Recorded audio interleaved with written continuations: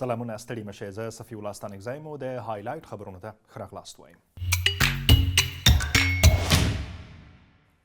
د هنګاو په نوم د بشري حقونو یو سازمان وایي چې ایران 2015 کال له پیله 85 افغانان اعدام کړي دي. دغه سازمان پر خپله ویب پاڼه لیکلي تر ټولو تازه پیښه پرون شوې چیرته چې د بسم الله تاجک په نوم یو افغان د ایران د بندر عباس په مرکزي زندان کې اعدام شوی.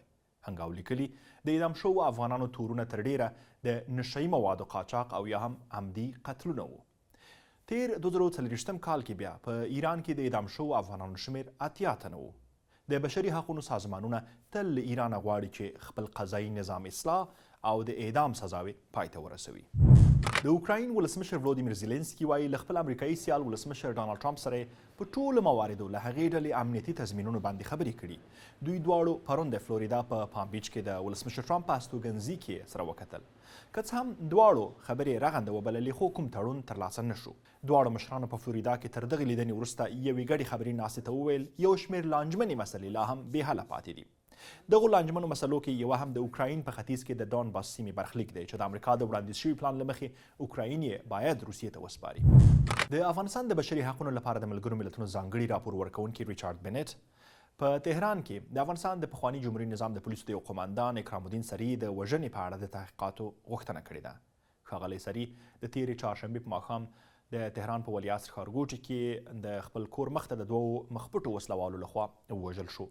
د جنرال سریع سربیره محمد امین الماس یو بل پخوانی افغان پوځي هم په دغه برید کې وژل شوی.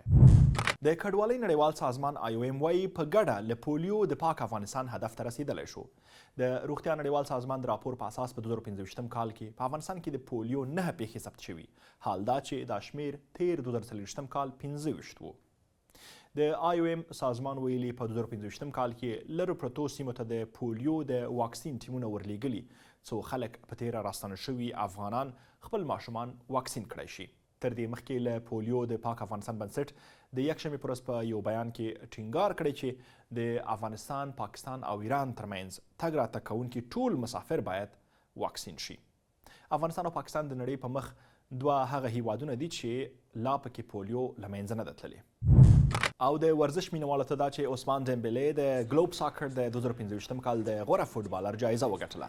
د ګلوب ساکر د سپورتي جایزو مراسم پرون په دوبۍ کې وشول. رونالډو بیا د منځني ختیځ د کال د غوره لوبغاړي جایزه وګټله. لامین یامال هم 3 جایزې وګټلې. د لالیګا د 20 کلونو څخه کم عمره د کال غوره لوبغاړی، غوره فارورډ او د مارادونا جایزه. د ټینس نامتو لوبغاړي نوواک جوکوویچ چې 40 ځله د ټینس ګراند اسلام اتلولي لري له کریسټیانو رونالډو څخه په الهام د ګلوب سپورت لومړنۍ جایزه خپله کړه. پاریس سن جرمن ټیم هم د کال د نارینه‌و د ټیم لقب وګاټه.